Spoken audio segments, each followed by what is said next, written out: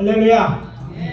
주의 전에 나와 하나님을 예배하는 사랑하는 성도 여러분들에게 하나님의 크신 사랑과 은혜가 넘치기를 예수 그리스도의 이름으로 축원합니다. 6월 네 번째 주일을 맞이하여 저는 오늘 아침 봉독한 본문 말씀을 중심으로 마음이 쉼을 얻으려면 이라는 제목으로 우리 주 예수 그리스도께서 우리에게 주시는 메시지를 전함으로 은혜를 나누도록 하겠습니다. 오늘 우리에게 주시는 첫 번째 메시지입니다. 하나님께 맡겨야 쉼을 얻을 수 있다. 따라해 봅시다. 하나님께 맡겨야 쉼을 얻을 수 있습니다. 우리가 일상생활에서 익숙히 알고 있는 문구가 있습니다. 주인에게 맡기지 않은 귀중품은 책임지지 않습니다. 어디서 쉽게 볼 수 있는 문구입니까? 목욕탕, 찜질방이나 이런 데서 볼 수 있는 것들입니다. 평상시 이런 곳에 가지 않는 분이나 곳곳에 쓰인 문구에 관심을 기울이지 않는 분들은 잘 모르겠지만 이런 장소의 카운터나 옷장에는 이런 글귀가 새겨진 스티커가 있습니다. 맡기지 않으면 책임지지 않는다. 이런 뉘앙스가 있는 문구가 오늘 아침 우리가 봉독한 28절 말씀입니다. 이 말씀은 사실 많은 성도님들이 이미 알고 있는 그런 말씀입니다. 그럼에도 불구하고 주께서 제게 이 말씀을 전하는 감동을 주신 것을 보면 지금 우리가 살고 있는 이 세가 열심히 사는 것만으로 근심 없이 또 걱정 없이 살아가기에는 힘든 때를 살고 있기 때문이라고 생각합니다. 나름 무더워 35도, 36도를 넘나들고 경기 회복은 더딘데 물가는 점점 비싸지고 있고 또 우크라이나를 침공하여 또 유럽 전체를 전쟁의 위기로 몰고 간 러시아와 북한이 가까워지면서 안보에 대한 불안이 커진 데다가 또 여야 간의 대립도 쉽게 풀리지 않는 것 같아서 흐릿하지 않습니까? 이런 일들은 많은 사람들을 짜증나게 하고 힘들게 합니다. 그런 우리들에게 오늘 본문 28절에 나오는 주님의 말씀은 큰 위로가 되고 또 힘이 되는 말씀입니다. 수고하고 무거운 짐진 자들아 다 내게 오라. 내가 너희를 쉬게 하리라. 내 무거운 짐을 맡아주겠다. 이 말은 듣기만 해도 힐링이 되는 그런 말이 아닙니까? 특히 사업의 문제, 자녀들이나 가정의 문제 이런 저런 문제들로 힘든 분들에게 정말 복음, 굿뉴스가 아닐 수 없습니다. 그런데 내가 너희를 쉬게 하리라는 말씀은 누가 하셨어요? 본문에 있는 것처럼 주 예수께서 하셨어요. 그러니까 주께서 친히 우리를 향해서 특히 나를 쉬게 하시겠다는 약속이기 때문에 더욱 안심이 되는 그런 말씀인 것입니다. 그렇다면 우리는 어떻게 해야 됩니까? 예수님께서 수고하고 무거운 짐진 자라 다 내게로 오라고 하셨으니까 우리 주님께 가서 우리가 지고 있는 인생의 무거운 짐들을 주께 내려놓아야 합니다.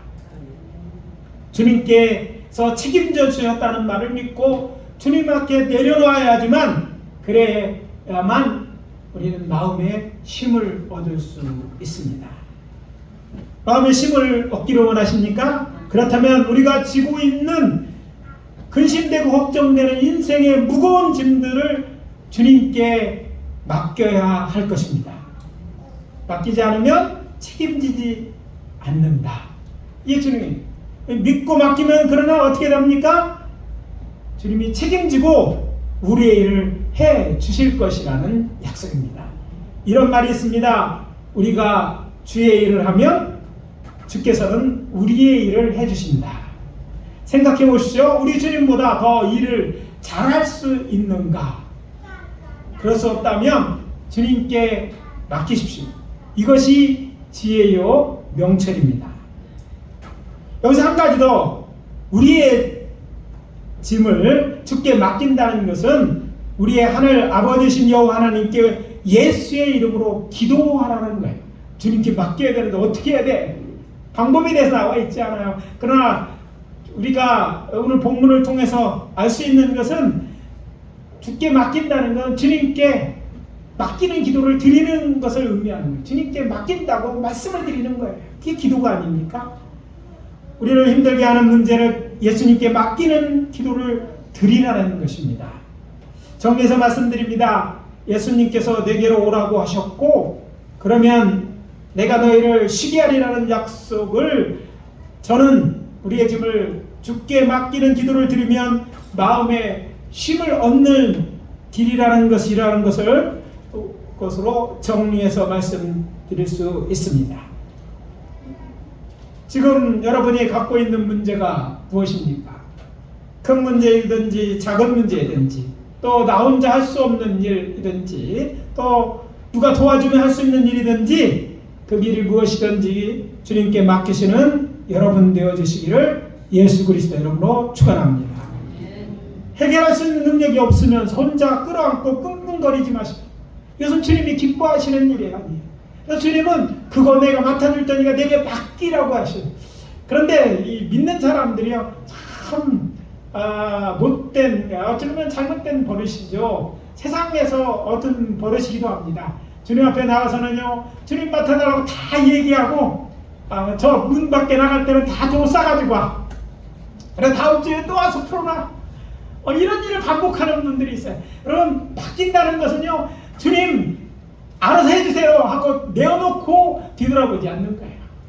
우리에게 할 일만 하는 거예요. 주님 앞에 맡겼으니까 주님께서 그 길을 인도하시는데요. 주님께서 감동 주시는데 행동하는 거예요. 그 문제를 도로 싸가지고 와서 내가 고민하고 또 가져오라는 얘기가 아니에요. 우리 사랑하는 성도님들이 여러분 오늘 갖고 있는 오늘 여러분의 인생에 그것이 크든지 적든지 그 문제를 다 이 자리에 내어놓고 그냥 가시기를 바랍니다. 할렐루야? 네, 내려놓고 가시기 바랍니다. 근데 정말 주님께서 수고하고 문제들을 다 내게로 오라고 또 내가 쉬게 하겠다는 말씀이 그런 의미인지 오늘 본문을 읽으면서 의심이 가는 분들이 있을 거예요. 왜냐하면 여기서는 오라고 하시고 뭐 이런 말씀이 있지만 그것이 우리의 문제를 구체적으로 하는 것인지 그렇게 이해하기 쉽지 않은 부분도 있기 때문입니다. 그래서 확인해 드리도록 하겠습니다. 사실 이것은 예수님이 그렇게 사는 방법이고 예수님의 삶을 통해서 얻을 수 있는 방법이기 때문이기 또한 합니다. 자, 여기 오늘 봉독한 말씀 본문에 우리가 함께 봉독하지 않았지만 이 본문 앞에 보면 20절에서 24절의 말씀과 이 오늘의 본문과는 관련이 있습니다. 그 내용이 무엇입니까? 예수님께서 복음을 전하면서 권능을 많이 행하셨던 고울들이 있어요. 근데 이 고울들이 회개하지 않습니다. 그래서 예수님은 저들을 책망하신 내용이 그 앞에 나오는 것이에요. 이해를 돕기 위해서 본문에 예수님이 책망하신 마을들의 이름이 나오는데 그것은 고라신, 벳세다, 그리고 가버나움 이렇게 세 곳입니다. 자주 말씀드리는 것처럼 예수님께서 그의 공생애를 시작하기 몇 해 전에 예수님은요 고향이 어디였어요? 나사렛을 떠나서 갈릴리 호숫가에 있는 어촌인 가버나움으로 이사를 가셨어요. 성도님들이 이 점을 참 놓치고 있어요. 그러니까 예수님의 말씀을 잘 이해하려면 성경에 예수님의 복음서에 자주 나오는 가버나움이 예수님의 어머니가 계신 곳임을 이렇게 인식을 해야 돼요.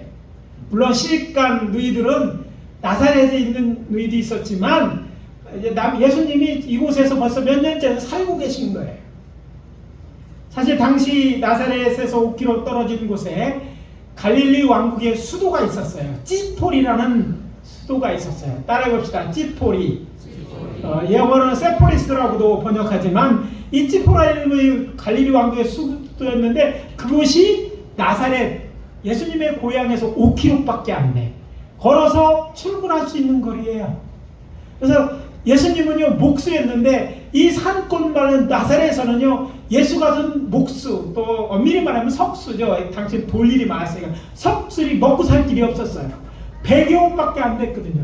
100여 호마다 맨날 매일 집을 100여 호 사는 마을에서 매일 집 짓는 것도 아니고 무슨 공사를 하는데 이들이 먹고 살 수 있었던 것은 나사렛에서 가까운 찌포리는 갈릴리 왕국의 수도가 있었기 때문입니다. 수도에는 고관 그저기 집도 있고 도로도 다 대리석으로 만들었기 때문에 예수님의 아버지 요셉서부터 예수님까지는 그곳에 가서 일해서 먹고 살았는데 그 수도를 갈릴리 왕조 수도를 그 당시 헤롯의 아들 분봉왕이었던 헤롯 안디파스가 이전을 합니다. 수도를 어디로? 갈릴리 호수에서는 티베리아 또는 티베리우스라고 하는 곳으로 이사를 갑니다. 이게 AD 18년에서 20년 사이에 이사를 갔으니까 수도가 이사가고 난 다음에 목수했던 예수님 그곳에서 먹고 살 수가 없었어요. 그래서 이사를 가야 했고 그래서 가신 것이 바로 가버나움이었던 거예요.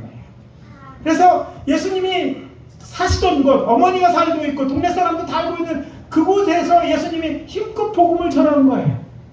그리고 그 가버나움에서 이제 5km 이내, 55km 몇 킬로 안 되는 곳에 산등성에는 고라신이라는 마을이 있었고 또 그 호숫가 그 옆으로 조금 더 가면 다른 어촌 마을인 베세다라는 곳이 있었어요. 그래서 예수님은 공생에 시작하면 이 세 곳을 집중적으로 복음을 전했어요. 복음만 정하는 것이 아니라 예수님은 복음 전할 때 어떻게 해서 많은 기적과 이사를 일으켰어요. 그래서 예수님의 복음을 전하는 모습도 보고 기적과 이사를 보았음에도 불구하고 저들이 회개하고 돌이키지 않는 거예요. 그래서 예수님이 이전의 말씀, 오늘 본문 이전의 말씀에 그들을 회개하지 않는 것을 보고 저들을 책망하고 저주의 말을 했던 거예요. 예수님에게도 그런 해결 잘 안 되는 복음을 전혀 믿지 않는 고민이 있었어요. 우리야 복음을 전해도 믿지 않는 사람 있겠죠. 예수님도 복음을 전했는데 믿지 않는 일이 있었고 그래서 이런 일을 하셨을 거예요. 하셨는데 그럼에도 불구하고 그들이 믿지 않는 것 때문에 책망하고 그 다음에 본문 내용을 잘 보면 오늘 봉독하진 않았지만 앞에 예수님이 하나님 아버지께 대답하셨다는 말이 나와요. 25절입니다. 그때 예수께서 대답하여 이르시되 라고 합니다. 예수님이 누구에게 말씀하셨고 누군가 예수님에게 말씀을 그래서 대답하셨어. 제자들이 말하는 것이 아니라 아마 그 안 되는 일 때문에 하나님 앞에 말씀하셨어요. 그 내용은 나와 있잖아요. 성경에. 중요한 건 예수님의 대답입니다. 그 대답이 오늘 본문에 나왔는데 그 대답은 오늘 봉독하지 않았지만 25절 이하는 세 구절이 있어요. 두 구절은 거기에 대한 예수님의 근데 그 내용을 보니까 예수님이 감사 기도를 드린 내용이 나옵니다. 그런 일이 이루어지지 않는 것이 하나님의 뜻이라는 것을 알게 된 거예요. 그래서 하나님의 감사하고 자신이 누구인지 이야기한 다음에 오늘 다 같이 오늘 알고 있는 이 본문의 말씀을 하셨다는 내용을 우리가 살펴볼 때 예수님께서 이 문제를 가지고 하나님 여호와 하나님께 기도하였고 주님께서 주신 응답을 통해 이것이 하나님의 뜻을 깨닫고 감사했다는 것을 알 수 있다는 거예요. 예수님도 그 문제를 어떻게 하나님 아버지께 얘기하셨어요. 그는 이 땅에 오셔서 하나님으로서의 신으로서의 능력을 제안하시고 그리고 복음을 전하셨거든요. 우리 구속 사역을 위해서 그렇게 하셨는데 그때 그는요 성령을 의지해서 기적을 일으켜 하나님께 우리처럼 기도하시고 우리에게 삶의 봄이 되게 하려고 그렇게 하신 거예요. 그렇게 기도하셨더니 하나님께서 응답하시고 그것으로 인하여 그가 감사기도 드린 것입니다. 자신의 문제, 그 문제를 하나님께 기도했다는 이것에 우리가 집중해야 되는 거예요. 그러면서 이어서 말씀하십니다. 수고하고 무거운 짐진 자들아 다 내게 와라. 내가 이 문제를 해결했다. 이렇게 말씀하시는 거예요. 무슨 얘기입니까? 예수님도 당신의 문을 하나님 앞에 아뢰고 기도함으로 그 문제에 응답받고 평안함을 누렸던 것처럼 너희들 근심하고 있는 문제, 너희를 어렵게 하는 문제를 다 내게 가져오라는 거예요. 내게 와서 이야기하라는 거예요. 그 말씀을 지금 하고 있는. 그리고 그렇게 할 때 내가 너희를 쉬게 해주겠다. 그런 주님의 약속입니다. 예수께서는 당신의 문제를 아버지 하나님께 맡기고 주의 응답하시러 마음의 쉼을 얻었을 텐데 우리도 예수님처럼 우리의 문제를 주께 맡김으로 마음의 쉼을 얻어야 될 것인 줄 믿으시기 바랍니다. 그렇다면 우리에게 있는 인생의 무거운 짐을 다 주님께 맡고 나는 아무것도 안 해도 되는 것입니까? 아닙니다. 이어지는 예수님의 말씀입니다. 무슨 말씀이냐면 이는 내 멍에는 쉽고 내 짐은 가벼우니라. 30절입니다. 내 무거운 짐은 예수님께서 져주시라고 주께 다 맡기면 예수님은 우리에게 주는 가벼운 짐이 있다는 거예요. 그 짐은 우리에게 맡기는 그 짐을 우리가 지라는 거예요. 우리 짐은 무거운 짐은 예수님께 져드리고 그래서 예수님이 지시겠다는 얘기고 예수님이 주시는 우리 가벼운 짐 너희가 지고 나를 따라서 오라는 그런 말씀인 것입니다. 짐을 바꾸어지는 것입니다. 그래서 이제 말씀드립니다. 사랑하는 성도 여러분, 하나님의 뜻대로 살기 위해서는요, 우리가 짐을 다 맡겼지만 우리가 져야 될 짐이 있음을 깨달아 하시기를 바랍니다. 그것이 무엇입니까? 제일 먼저 우리가 떠오르는 것은요, 하나님 뜻대로 살기 위해서 우리에게 따르는 우리가 지불해야 할 대가가 우리가 될 짐이 아닌가 생각할 수 있습니다. 예를 들어서 하나님의 자녀는 어떻게 해야 돼요? 이전에 살던 대로 살면 안 돼요. 거룩하게 살아야 돼요. 근데 거룩하게 살려고, 성결하게 살려고 하면 대가를 지불해야 돼요. 그렇지 않습니까? 우리가 살고 있는 사람은 더러운 세상인데 그 속에서 여러분 성결하게 산다고 하는 것은요, 불편하고 때로는 불이익을 달려갈 수 있는 힘든 일입니다. 여러분, 성결하게 사는 게 아니라 습관을 하나 안 하는 것도 힘들더라고요. 여러분, 그렇잖아요. 신앙생활하면 남들이 뭐 주초를 그만다고 보통 얘기잖아요. 술 하나 안 먹는 것도요, 직장생활하다 얼마나 불치열한지 몰라요. 예수쟁이들은 술도 안 마셔. 근데 그걸로 하면 되는데 그거 갖고 뭐 비비 꼬는 사람들이 있고 또 접대하는데 좀 어려움이 있습니다. 이런 것들을 우리가 져야 될 짐인 거예요. 더 이상 옛날로 돌아가서는 안 되는데 거룩한 상품으로 살려면 뭔가 지불해야 될 거예요. 이것은 우리를 위한 것이고 우리가 져야 될 짐인 거예요. 이것을 지지 않고는 하나님 말씀대로 살 수 없는 우리가 져야 될 것이기에 우리는 져야 되는 줄 믿습니다. 주일날 예배하기 위해서는 또 어떻게 됩니까? 주일날 하는 장사가 있다면 그 일을 하지 말아야 돼요. 예배 시간이라도 지키려면 어떻게 해요? 손님 제일 많은 날, 세상적으로 일요일날 낮장사를 오게 해야 돼요. 그리고 뒤에 전화를 와요. 어떤 사람들은 오늘 일을 가야 되는데 그 일을 포기하고 이 자리에 오신 분도 있을 거예요. 이런 것들이 우리가 져야 될 짐인데 이런 가벼운 짐은요, 주께서 우리에게 지기를 원하시는 것이고 지는 것이 복인 줄 믿으시기 바랍니다.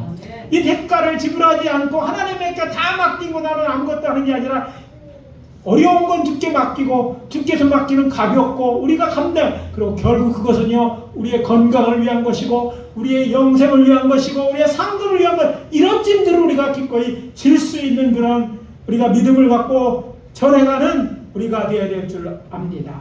또한 이 소극적 의미에서 이런 먹이만 있는 것이 아닙니다.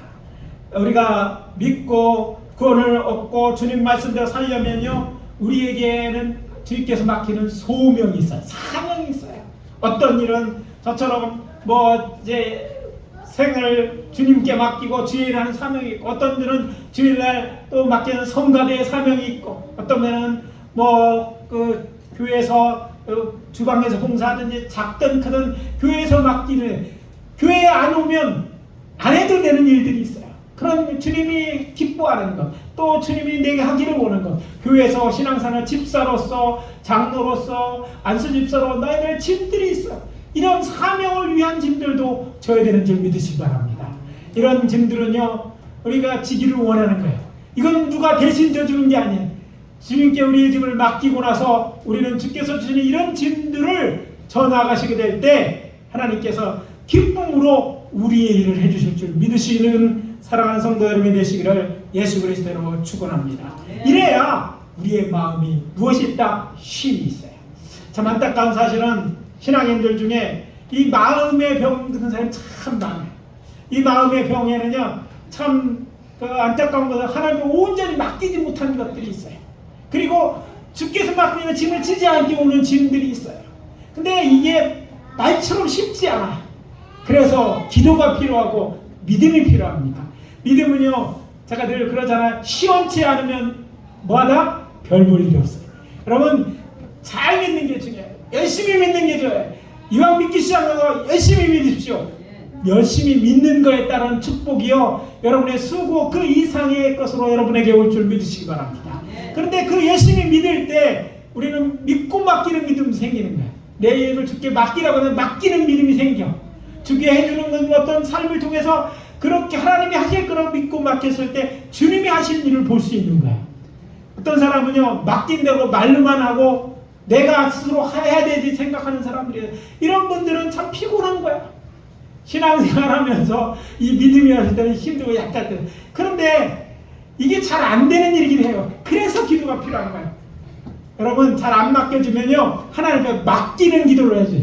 뭐라고? 하나님, 잘 안 믿어져요. 하나님, 잘 안 맡겨져요. 하나님, 내가 맡기고 싶은데 잘 안 믿어져요. 좀 뭐 확신을 주십시오. 이런 기도도 하나님 기뻐하셔요. 왜? 믿으려고 하는 거니까.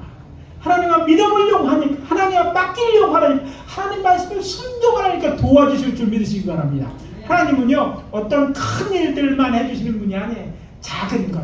우리가 정말 우리의 작은 문제, 마음의 문제까지도 다 내어놓기를 원하시고, 그리고 그런 문제도 간섭하시고 도와주실 줄 믿습니다. 하나님이 일이 많을까봐 걱정되는 분들이 계실 것 같아요. 그러나 그 걱정하지 마세요. 하나님은 전능하신 하나님인 줄 믿어요. 아니, 이 우주 만물을 통치하시고 운행해 가신 분이 하나님이시지 않으세요? 그러니까 하나님의 기도하세요. 기도하세요. 기도하세요. 어떤 사람은 큰 문제만 놓고 기도하는 것이 아니라 여러분의 인생의 작은 것들, 심리적인 것들, 여러분이 염려되는 것들을 다 죽게 마시고 힘을 얻으시는 사랑하는 성도님들 다 되시기를 예수 그리스도의 이름으로 축원합니다. 두 번째, 오늘의 주는 메시지는 이것입니다. 마음의 힘을 얻는 방법을 예수님에게 배워야 합니다. 따라해 봅시다. 마음의 힘을 얻는 법을 예수님에게 배워야 합니다. 예수님은 이어서 말씀하십니다. 나는 마음이 온유하고 겸손하니 나의 멍에를 먹고 내게 배우라. 멍에 대한 말씀을 드렸어요. 근데 다음 말씀은 내게 배우라 말씀하십니다. 그리하면 너의 마음이 쉼을 얻으리니 이는 내 멍에는 쉽고 내 짐은 가벼움이라 하시니라. 마태복음 11장 29절 30절 말씀입니다. 예수님이 누구십니까? 여호와 하나님께서 보내주시고 약속한 평강의 왕이 아니십니까? 선지자 이사야는 예언합니다. 이는 한 아이가 우리에게 낳고 한 아들을 우리에게 주신 바 되었는데 그의 어깨에는 정사를 메었고 그의 이름은 기묘자라 모사라 전능하신 하나님이시라 영존하시는 아버지라 평강의 왕이라 할 것이니라. 이사야서 9장 1절입니다. 마지막에 평강의 왕이다. 여러분, 여러분이 마음속에 이 평강의 왕이신 예수님이 들어와 계시면 예수님이 여러분 마음속에 여러분의 마음을 움직일 수 있도록 마음의 왕자에 예수님에게 권한을 드리면 예수님이 여러분에게 세상이 줄 수 없는 그 평안을 주실 줄 믿으시기 바랍니다. 여러분, 예수님이 좋은 거는요, 뭐 별로 가진 것이 없어도 뭐 상황은 크게 변하지 않아도 그 마음속에 깊은 곳에 어떤 평안을 거예요. 왜냐하면 예수님이 계시기 때문에 악한 영이 우리를 어찌할 수 없고, 그래서 하나님이 예수님께서 우리 왕이 되시고 우리를 축원하시고 어떻게 하겠어요? 예수님 우리를 도와주시고 우리의 기도를 들어주시는데 우리는 평안해. 지금은 아직은 아니도 하나님께서 계속해서 그 일을 위해서 일하고 계시는 걸 믿어지니까 마음에 기쁨이 있고 평강이 있습니다. 예수 믿는 사람들은요, 얼굴이 달라지는 줄 믿습니다. 여러분, 밖에 나가서 누가 여러분들의 나이에 물었을 때 5살 내지 10살 딱 줄여서 보지 않는다면 여러분 신앙생활에 문제가 있어요. 네? 여러분, 예수 믿는 사람들이 달라지는 건요, 마음이 편하니까 잘 안 늙어 보여. 그런가요? 제가 너무 늙어 보여서? 예수 믿는 사람은 다 그래. 왜 그럴까? 그 마음에 평강이 있으면요, 얼굴이 달라져요. 여러분, 금시 믿는 사람을 주변에 보잖아요. 인상 찌그리고 그런 사람들은요, 더 늙어 보고 힘들어 보여요. 그런데 예수 믿는 사람은 이 마음에 예수님이 계세요. 예수님이로부터 오는 평강이 있는 거예요. 상황이 뭐 큰 부자에서가 아니라 좋은 차를 타거나 좋은 집에서 거해서가 아니에요. 집안에 문제가 하나도 없어서가 아니에요. 때로는 예수 믿는서 사회에 어려움이 있고 가다가 뭐 다칠 수도 있어요. 그러나 그 마음속에 있는 기쁨과 평안은 빼앗을 수 없잖아요. 평강왕이 우리 안에 계시기 때문에, 예수님이 우리 안에 있기, 그런 예수님이 우리 안에 있기 때문에 얻는 거예요. 예수님도 그 어려운 일을 감당하셨지만 그 마음에 평강이 있을 줄 믿으시고, 우리도 예수님처럼 예수님으로부터 오는 평강이 우리에게 있기를 예수님부터 배우고, 또 예수님으로부터 평강을 통해서 여러분의 마음에 힘을 얻으시기를 예수 그리스도 이름으로 축원합니다. 평강하신 예수님께서 그의 사랑하는 제자들에게 말씀하십니다. 너희 마음이 힘을 얻기를 원하느냐? 그렇다면 너는 내게 배우라. 무엇을 배우라고 말씀하십니까? 이게 중요하죠. 배우라. 예수님께 배운다. 이렇게 생각하면 끝나는 게, 배워야 될, 레슨해야 될 과목이 있을까? 두 가지를 주님은 특별히 언급하시죠. 여러분, 마음에 힘을 얻으면 이 두 가지를 잘 깊이 생각하고 예수님 앞에 배우시기 바랍니다. 그게 무엇입니까? 나는 마음이 온유하고 겸손하니. 나처럼 마음이 온유하고 겸손하면 너희가 마음을 힘을 얻을 것이다라는 말씀인 거예요. 예수님에게 우리가 마음의 평안을 배워야 될 것은 예수님 속에 있는 온유함이에요. 온유함이 우리 속에 있어야 될 줄 믿습니다. 여러분, 예수님은 온유하신 분이라고 성경은 말합니다. 그럼 성경에 말하는 온유란 어떤 것일까요? 오늘 본문에 온유하고라고 번역된 헬라어 단어는요, 프라우스라는 온유한이라는 의미의 형용사입니다. 근데 마태복음을 기록한 마태만 홀로 사용한 이 단어는 사람들이 가지고 있는 그냥 온화한 마음을 의미합니다. 예수님은 자신을 그런 마음의 소유자라고 말씀하셨습니다. 마태복음 5장에 기록되어 있는 산상수훈에서 같은 단어를 사용해서 온유한 자가 땅을 기업으로 받는 복을 받게 될 것이라고도 얘기했어요. 그러니까 마음의 온유한 자는 땅을 기업으로 받는, 땅을 차지하는 그런 있는 것이다 라고 말하고, 그런 복이 임하고, 또 온유한 자는 마음의 힘을 얻는다. 온유하면요 정말 더블로 이렇게 복이 임하는 거예요. 그래서 우리가 온유한데 우리 속에 그런 온유함이 있는 거예요. 우리는 참 연약한 존재이기 때문에 없어요. 그러나 예수의 마음속에 있는 온유를 배우고, 예수가 우리 안에 있으면 예수로부터는 그 온유함이 우리를 통해 나타날 줄 믿습니다. 여러분, 신앙생활하면서 우리 신앙인들의 가져야 될 기본 덕목도 이것입니다. 우리의 마음의 힘을 얻기 위해서뿐만 아니라 신앙인은 온유한 사람이 돼. 근데 참 안타깝게 예수 믿는 사람들 중에는 까칠한 사람들이 있어요. 까칠이. 좀 딱딱한 사람들, 심지어는요 예수 믿는 사람들은 중에는요 아주 그 사람들이 싫어하는 사람들, 율법적인 사람도 있어요. 마치 예수님의 바리새인이나 율법서처럼요 뭐 잘못했다고 말하고 이래. 그래서 이제 뭐 이거 맞는 얘기는 목사 장로와 함께 사는 사람, 또 권사 며느리들이 불편해하는 권사님들, 뭐 그냥 하는 얘기예요. 뭐라고 하면 이 사람들이 평안하지 않다는 거예요. 왜? 자꾸 뭐가 잘못됐다는 얘기하고 뭐가 틀렸다고만 얘기해. 그렇게 힘들게 한다는 거예요.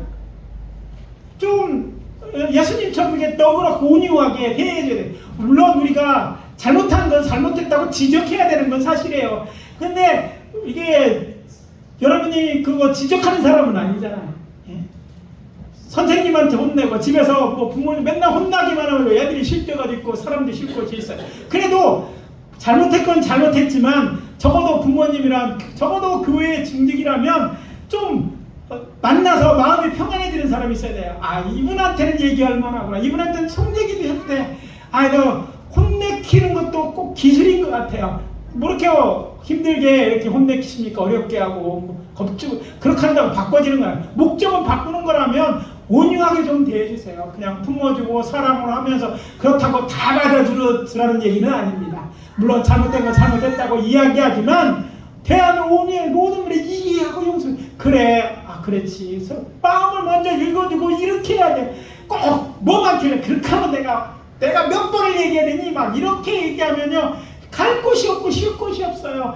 여러분 자식들이 그렇게 대하면요 나도 불편해요. 그러니까 우리 예수 믿는 사람, 우리 교회 성도님들은 좀 온유한 사람처럼 온유하게 대합시다. 여러분이 잘못했어도 이해해. 그럴 수도 있지. 애들이니까 잘못했지. 또 그랬어? 좀 열받더라도 주님께 기도하고 주님한테는 왜 이렇게 안 변합니까? 얘기할 수 있지만 그렇게 기도하고 돌아서서 주님의 뜻이니까 주님이 그런 기뻐하니까 대할 때는 그렇게 대해 주시기를. 그래서 여러분 주에 여러분들이 사람들이 온유하면요 사람들이 모여주는 거예요. 왜? 거기 가면 쉼이 있어요. 숨통이 터지니까. 자꾸 정지하면 그곳에 가고 싶지 않아요. 힘들게 하지 말고 좀 평안한 분들이 되셨으면 좋겠어요. 제가 이렇게 평안한지는 모르겠지만, 그럽니까? 제가 무섭게 하는지는 모르지만 여러분들이 우리가 예수의 마음을 그렇게 온유하게 대할 수 있게 되시기를 바랍니다. 예수님의 배우는 거 잘 안 되니까 배우는 거죠. 예수님에게 배웁시다. 예수님도 분명히 열받으셨어요. 아니 생명의 말씀을 주고 내가 전하는데 기적을 체험했는데도 안 믿어? 화가 났지만 하나님 기도하고 나서 하나님이 응답을 받고 그 마음에 힘을 얻은 거야. 하나님의 뜻이구나. 이렇게 안 믿는 게 그렇구나. 때가 그렇구나. 그래서 그렇구나. 그래도 불쌍히 사랑하고 온유하잖아요. 이런 마음이 우리 속에 있어야 될 줄 믿습니다. 그리고 겸손하신 분이신 예수님을 본받아야 할 줄 압니다. 겸손하는 타페이노스라는 그 헬라어 동사인데 낮은이라는 의미가 기본적으로 낮게 여기는 거야. 겸손한 낮게. 내가 실제 낮아서 낮은 게 아니라 나를 낮은 자처럼 여기는 거예요. 그래서 예수님은 자신을 낮은 자로 처럼 여기는 마음의 소유자였다는 것을 기억하시기 바랍니다. 따라서 이 말씀은 예수님 자신이 자신의 사명을 겸손하게 담당하셨다. 우리가 어떤 것을 맡았든지 우리 겸손하게 내가 어떤 사람인데 내세우는 것은 예수님의 모습이 아니에요. 교회는 그런 것이 아니에요. 내가 비록 있을지라도 내가 어떤 지혜도 교회 와서는 겸손히 섬기고 이게 교회의 덕을 세우고요. 주님의 영광을 더 드러내는 거예요. 그렇잖아요? 아니 누굴 보이려고 누구는 주차위원 해갖고 대통령 되기도 했지만 되려고가 아니라 우리가 정말 이렇게 낮아질 때 교회는요 모든 사람들에게 관심이 되고 그리고 그거를 보고 거기서 교만할 사람이 누가 있겠어요. 그런 분이 많아져요. 세상에서는 그렇지만 집에서는 있지만 교회에서 또 주의 사명을 위해서 낮은 자가 돼요. 그래서 어린아이한테도 길거리에서 많은 정말 약한 자들에게도 내가 있고 이런 게 아니라 섬기더라도 겸손하게 섬겨야 돼요. 복음을 전해야 돼요. 그런 사람들에 대해 전하는 복음에 대해 관심을 기울이는 거야. 여러분 힘이 있다고 힘내면 물론 힘을 내세우면 그 앞에 굴복하고 왜 뭔가 그렇지 않으면 손해볼 것 같으니까 또 권리자 해야 되지만 뒤돌아서 욕하고 그 사람들에도 사람이 모이지 않는 거예요. 주님은 그렇게 하지 않았어요. 하나님의 이시면서도 하나님의 아들 곧 하나님이셔도 뭐예요? 인간의 몸이 되지 몸 이곳에 오시지 않았어요. 그것도 아직도 어린아이의 모습 오셨을 때 섬기는 자로 섬기되 그 머리에 십자가에 못 박혀 죽기까지 죄인처럼 그렇게 죽기까지 겸손히 맡겨진 소명을 감당하셨음을 우리가 알고 우리도 예수님처럼 되어야 될 줄 믿습니다. 예수님은 다른 사람 곧 의인이나 보통 사람뿐만 아니라 병든 사람들이 또 죄인들에게도 온유하게 대하셨음을 기억해야 될 줄 믿습니다. 예수님께서 공생의 기간 동안 사람들의 죄를 간과하시며 불의를 묵인하시지 않았습니다. 그렇다고 저들을 심판하고 정죄하지도 않았어요. 나중에 하셔야 될 것이고 지금은 정죄의 때가 아니기 때문에 그리 하시는 거예요. 대신 아픈 곳을 치료해 주시고 저들의 목소리에 귀를 기울였습니다. 그리고 또 그것은 아직 심판의 때가 아니었지만 회개를 촉구하셨지만 그때까지 기다려주신 것입니다. 물론 오늘 본문 이전에 보시는 것처럼 회개하라고 외쳤음에도 그렇게 하지 않음에 대해 화내시고 저들을 책망하셨지만 하늘에서 불을 내 저들을 심판하셨다는 것입니다. 대신 그럼에도 불구하고 저들을 온유하게 되고 그런 저들에 또 가서 복음을 전하고 또 저들 가운데 병든 자를 또 고쳐주시고 위로해 주셨다는 것을 기억해야 돼요. 그래서 예수의 이 마음을 우리가 배워야 될 줄 믿습니다. 온유하고 겸손히 주의 뜻을 존중하는 우리가 되어질 때 주님의 뜻을 이루고 또 그런 우리는 마음의 평안함을 누릴 수 있는 줄 믿습니다. 흥미로운 사실은 예수님께서는요 우리들에게 말씀하시되 특별히 주의 인사인처럼 사람들에게 온유하게 대하는 사람들 특별히 자신이 병들었을 때 또 상처를 싸매주고 굶주렸을 때 먹이고 헐벗을 입히고 우리가 찾아와 오는 사람들이 의인이라고 얘기했는데 내 주변에 있는 사람이 한 것이 곧 내게 한 것이라고 말씀하지 않습니까? 그렇습니다. 우리가 만나는 그 사람이 예수일 수 있다는 얘기예요. 우리가 그에게 하는 것이 주님에게 하시는 거예요. 예수님처럼 우리 주변에 이런 자들을 찾아가지고 그리고 아버지들의 상처를 싸매주고 먹이고 입히고 이런 일들을 주님은 우리가 해주시기를 원하고 또 이를 감당할 때 주님께서는 더불어 우리에게 뭐해? 주님의 있던 평강을 우리에게 주신 것을 기억하시기를 부탁을 드립니다. 여호와 하나님께서는 이사야 선지를 통해서 어떤 자들에게 또 평강이 없는지도 말씀하십니다. 이사야 48장 22절입니다. 여호와께서 말씀하시되 악인에게는 평강이 없다 하셨느니라. 그렇습니다. 악인에게는 결코 평강이 없습니다. 우리는 악인들의 공통점에 대해 잘 알고 있습니다. 악인은 배불리 먹고 견고한 성에서 수많은 보디가들과 또는 군사에 둘러싸여 있다들 불안해합니다. 자신의 측근 심지어는 가족들도 의심합니다. 자신을 속이고 죽이고 빼앗지 않나 의심합니다. 그래서 평안히 잠들지 못하고 불면증에 시달린다는 것을 알고 있습니다. 그리고 또 그렇게 살다가 죽었다고 해 그것이 끝이 아니죠. 결국은 영원히 불타는 불못에 던져져 영원히 벌을 받게 될 것입니다. 저들을 기다리는 것은요 끊임없는 고통과 고난뿐입니다. 우리가 굳이 벌하지 않아도 저들은 자신의 죄값을 치르고 있고 또 치르게 될 것입니다. 그러므로 우리는 우리 손에 저들을 벌하는 피를 묻히려 하지 마시고 우리는 저들을 불쌍히 여기고 저들에게 정말 예수님처럼 온유하게 다가가서 복음을 전해서 저들이 정말 회개하고 돌이킬 수 있도록 복음을 전하고 사랑을 베푸는 일에 힘쓰는 저희들이 되어야 될 줄 믿습니다. 그래서 말씀드립니다. 우리도 예수님처럼 또 예수님의 제자들처럼 우리의 믿음의 선지들처럼 사람들을 온유하게 되고 주께서 우리에게 맡기신 일들을 겸손히 하루하루 행하며 살아갑시다. 그래야만 우리의 마음에 쉼을 누릴 수 있고 이것이 주께서 지시하신 하나님의 자녀인 우리가 세상을 이기며 살아가는 방법이며 곧 잘 사는 길임을 알고 행하시기를 예수 그리스도 이름으로 축복합니다. 이제 오늘 말씀 짧게 정리해서 말씀드립니다. 하나님께서 맡겨야 쉼을 얻을 수 있습니다. 마음의 쉼을 얻는 방법은 예수님에게 배워야 합니다. 그리고 그 방법은 예수님처럼 온유하고 겸손하게 주께서 주신 멍에를 쥐고 살아가는 것입니다. 우리 모두 그렇게 살아가심으로 마음의 쉼을 얻으며 살아가게 되시기를 예수 그리스도 이름으로 축복합니다. 축복합니다. 다 같이 기도합시다. 아버지 하나님, 주의 은혜와 사랑을 감사합니다. 오늘 우리들에게 마음의 평강을 주시고 쉼을 얻게 하려고 이 말씀 주신 줄 믿습니다. 세상이 우리를 힘들게 하고 어렵게 하더라도 주의 오늘 말씀 붙들고 우리의 짐을 주께 맡기는 믿음을 허락하여 주시옵소서. 그리고 주께서 우리에게 주신 가벼운 짐을 우리가 거절하지 않고 그 힘을 잘 짐으로 주님 앞에 상 받는 자들 되게 하시고 칭찬받는 자들에게고 세상에 빛이 되고 소금이 되어질 수 있도록 인도해 주시옵소서. 예수 그리스도의 이름으로 기도합니다. 아멘.